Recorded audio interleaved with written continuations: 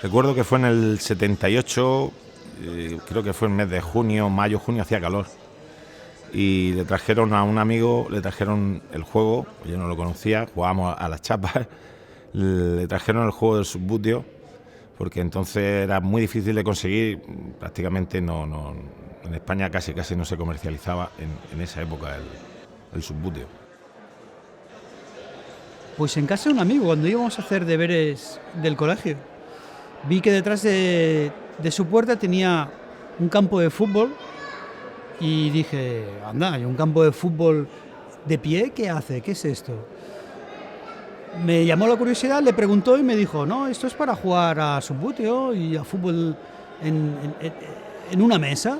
En 1966, a la edad de 11 años, bajando por la calle Calvet en Barcelona y viendo el juguete del Subbuteo en la tienda, en el escaparate de una tienda que se llamaba Juguetes Lostes. Estaba en inglés, todo el texto era inglés, sí, pero era inconfundible, porque era verde, se veía el portero en una parada saltando y con los jugadores que saltaban a su alrededor. Una imagen típica de Subbuteo de los años 60.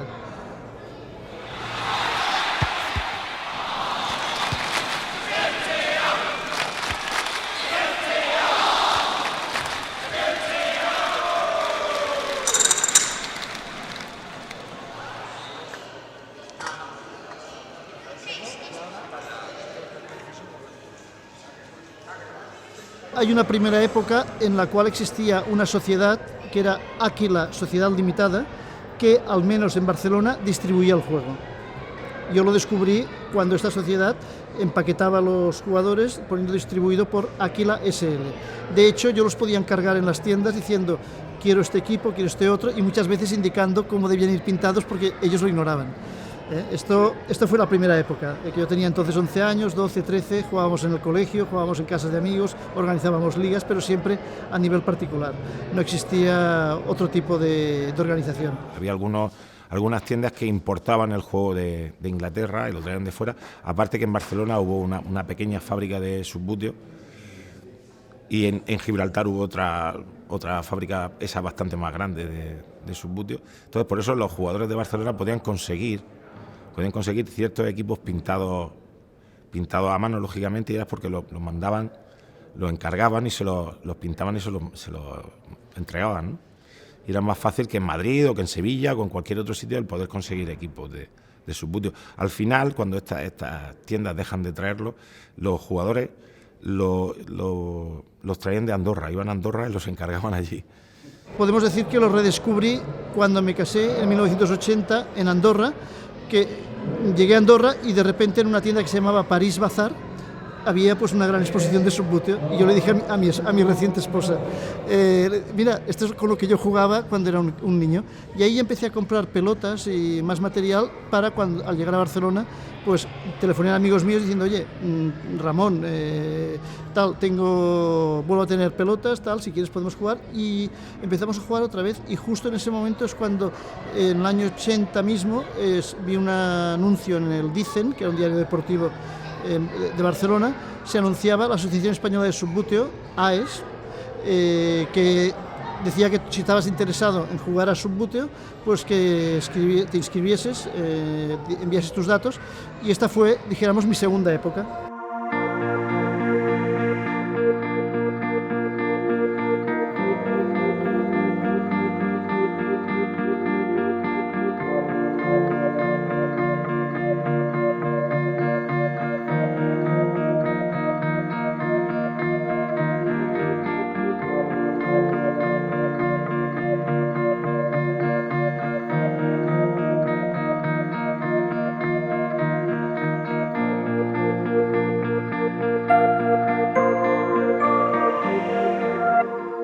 Era una sociedad que se llamaba PVP Sociedad Limitada, que era POC, si os acordáis era el Mecano de Novedades POC, era el señor POC. Otra sociedad era Juguetes Palusier, que no recuerdo ahora qué juegos tenía, pero Juguetes Palusier era de una gran tradición, y otro era Borràs, que Borràs pues tenía Magia Borràs, que es un juego que todo el mundo hemos tenido, y muchísimos otros juegos, ¿no? El Monopoly me parece también es de Juguetes Borràs y demás. Eran empresas jugueteras de una gran tradición. Entonces se unieron como sociedad. Poc, Borràs, Paluzie, son los que hicieron la gran campaña del Colacao en el 82, aprovechando la resonancia que tuvo el Campeonato del Mundo de Fútbol en España. Se jugó el Campeonato del Mundo de Fútbol de Mesa también en Barcelona en el 82, y entonces en esa época pues había, de hecho los campeonatos eran como convenciones de la casa comercial, porque todos sus vendedores, sus delegados de ventas en las diferentes comunidades autónomas de España pues eran los encargados de organizar estos campeonatos a nivel local, provincial, regional, y después pues el nacional, donde pues, se habían hecho en Barcelona, en Madrid, en Valencia, si recuerdo bien. Y entonces era una época que si eras un niño, yo no lo era tanto, era maravilloso. Y si no eres un niño, también.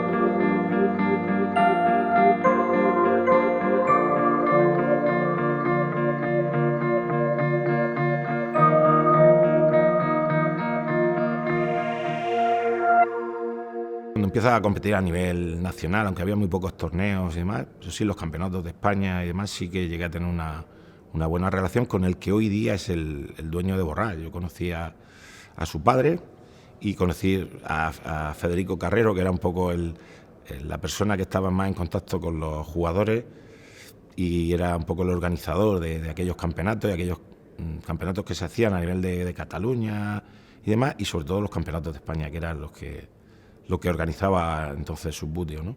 Empecé a conocer el juego a nivel internacional, gané el primer campeonato de España, gané algunos otros campeonatos a nivel nacional, y entonces pues Juguetes Borràs, los campeones, normalmente nos financiaba el poder salir a estos torneos. Ya vi cómo se jugaba en el extranjero, intentamos transmitir aquí la forma de juego, las reglas, y ahí empezó la historia. Los 80 sí que fueron de muchos jugadores a nivel nacional, muchos clubes, llegamos a ser más de 12.000 jugadores y ciento y pico clubes, más de 12.000 jugadores inscritos en la AES, en la Asociación Española de Subbuteo, y más de ciento y pico clubes, que eran los que aglutinaban a los jugadores, ¿no? Después hubo unos años que se bajó un poco, pero bueno, ya lo que no se perdió nunca, repito, fue el contacto internacional. Para nosotros era muy importante porque era la forma de estar al día en reglamento, en formas de jugar, en podernos contrastar con jugadores desconocidos o que no jugábamos habitualmente, que es la forma también de progresar en el juego, porque al ser pocos jugadores, pues prácticamente los torneos siempre se decidían a nivel nacional entre los mismos. Y entonces, pues cuando ya te conoces mucho con el mismo jugador, pues la competitividad tiende a bajar, ¿no? Y en cambio, al mantener la actividad internacional, nos abría mucho la mente y nos permitía seguir avanzando. En los 90 se quedaron 3 zonas principalmente, que fue Cataluña, Valencia, Murcia, jugando a nivel organizado y a nivel de competición nacional e internacional, y es a partir que nace, ya digo, la Federación Internacional, cuando se pega el salto grande y pasamos de ser Subbuteo a ser fútbol de mesa. Todo esto en grandes rasgos, ¿no? Porque hay otros países que pueden contar más historia porque empiezan a jugar en los 50 y tienen mucha tradición en los años 60 y demás, pero aquí en España se juega muy poco. Aquí prácticamente despegamos casi en el último año de los 70 y principios de los 80, que es cuando realmente se hacen competiciones organizadas y bien hechas, ¿no? Bueno, los 90 ya en esa época prácticamente yo creo que quizás Borràs todavía las distribuía, pero ya habíamos fundado la Asociación Española de Jugadores de Fútbol de Mesa, la AFM, y entonces ya organizábamos nosotros, no la casa comercial, los campeonatos. Y bueno, funcionó relativamente bien. Evidentemente, al no tener el soporte económico y financiero de una casa comercial, pues era todo mucho más modesto, pero lo que sí no perdimos nunca fue el contacto con el fútbol de mesa internacional. Los campeonatos de España eran sagrados, el campeón iba siempre al mundial, había un ranking nacional, que por cierto, pues hubo un chico, Xavier Dalmau de Reus, que fue el que dijéramos, introdujo la clasificación del ranking a imagen y semejanza de la Asociación de Tenistas Profesionales, del ATP, y entonces pues eso dio un impulso y un cierto paso adelante en esas clasificaciones. Eso más o menos fue así durante el año 90 y prácticamente ya en esa época se jugaba solamente en Cataluña, en Levante, entendiendo Levante, Valencia, Murcia, y poca cosa más. E lui il tocco è preciso, perfetto, ecco il lancio, calibrato al millimetro, doma la palla, prepara il tiro, la sventola ed è gol! Campioni del mondo con Total Soccer, una nuova avventura mondiale. Le nazionali di calcio più forti! Tutti i campioni personalizzati, Total Soccer! Questo è calcio d'altissimo livello Total Soccer, solo da TIC. Vincent Coppenol tiene una idea muy clara de este juego, es la persona que mejor conoce nuestro movimiento y me ha dicho siempre una serie de cosas desde el primer día que yo me resistí en creer, ¿no? Pero me dijo también una cosa importante, me dijo que la manera mejor que tenía yo para ayudar al juego era trayendo otra vez el juego en las tiendas. Cosa que seguramente yo siempre cuento a mis amigos que llevo 20 años en el sector inmobiliario, pero seguramente cuando moriré seré más recordado por mi experiencia, por haber vuelto a traer el Subbuteo de las tiendas que por todo el trabajo que haya podido desarrollar en mi sector, ¿no? Surge primero la idea de volver a jugar al Subbuteo y a una persona con la cual hablo de vez en cuando, que es un chico italiano que se llama Fabio Pantalei, que encuentra una caja de un juego en una tienda para comprársela a su hijo pequeño. Me llama y me dice, pero podíamos volver a jugar al Subbuteo. Me pareció una idea espectacular. Llamé a los amigos de entonces, a Andrea Vizzi y a Mauro Petrini, y nos juntamos junto con este chico Fabio en un bar de mi ciudad, de Grosseto, un verano, porque yo vivía en España, estaba allí por el verano, y en ese momento surgió la idea de volver a empezar a jugar. Al volver a Madrid, yo tengo un amigo de toda la vida que conocí la primera semana de venir a España, se llama Carlos Pinero, que tiene una empresa de juguetes y que tenía licencia para hacer productos de juguetes de Real Madrid y de otros equipos españoles. Entonces fue casi uno por uno, 1 más 1. Le dije, Carlos, ¿por qué no hacemos un juego de fútbol de mesa con la tecnología que tienes y con la licencia que tienes? Y le pareció una idea estupenda. Poca gente sabe que sus directores, los directores que tenía entonces la empresa, todos votaron que no, y él decidió hacerlo. Y los primeros tres que hicimos fueron el Real Madrid, el Betis y el Rayo Vallecano, con licencia oficial. Yo para entonces, estamos hablando del año 2006, trabajaba todavía en el sector inmobiliario. Salí en el 2008 y cuando estaba siendo, digamos, de consultor externo a Carlos. Curiosamente, las bases de Total Soccer, la gente no todo el mundo lo sabe, son así porque le di unas bases que había comprado yo de Stefan Korda, que es un productor en inglés, y curiosamente se usaron esa como base de Total Soccer, pero fue absolutamente por casualidad, no hubo ningún tipo de estudio científico, ¿no? Apostamos más por la calidad de la figura y por la licencia oficial que por la calidad de las bases, ¿no? En ese sentido. Cuando salí del sector, Carlos me ofreció trabajo, entonces me transformé en el director comercial de la empresa y empezamos a promover el producto con nuestra sorpresa que las primeras 10.000 cajas del Real Madrid las vendimos a la distribución prácticamente en una cita. Entonces hubo un éxito muy importante, se vendió absolutamente todo y de allí empezó la aventura de Total Soccer, que la verdad ha sido una aventura muy interesante.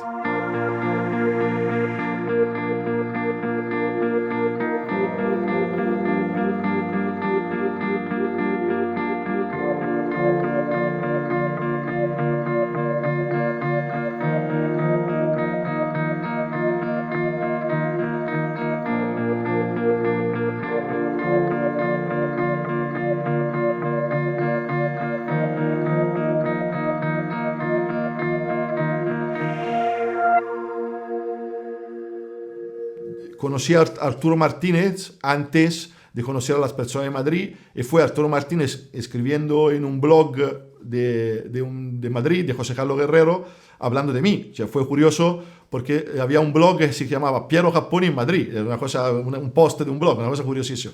Entré en eso, conocí a las personas de Madrid, entré en contacto con ellos y evidenciamos enseguida el hecho de que Madrid no tenía absolutamente ningún tipo de actividad en ese momento. No sabíamos que había personas como Julio Candela o Isaac García que estaban jugando, y entonces a partir de allí hubo primero la exigencia de crear algo en Madrid, y luego digamos que el recorrido ha sido más ligado a lo que ha sido mi experiencia con Total Soccer y con una palabra que yo utilizo muchísimo hablando del mundo del subbuteo, que es la potencialidad que este juego ha tenido y tiene. Que yo desde el primer momento vi claro que podíamos hacer algo más y algo mejor respecto a lo que estábamos haciendo en ese momento no solamente en España, sino a nivel mundial, porque había un montón de jugadores, un montón de amantes del juego, un montón de frigis, como nos dicen, del juego, que se estaban organizando, pero de una manera bastante desorganizada, perdona el juego de palabras, y que eso era mejorable. Entonces mi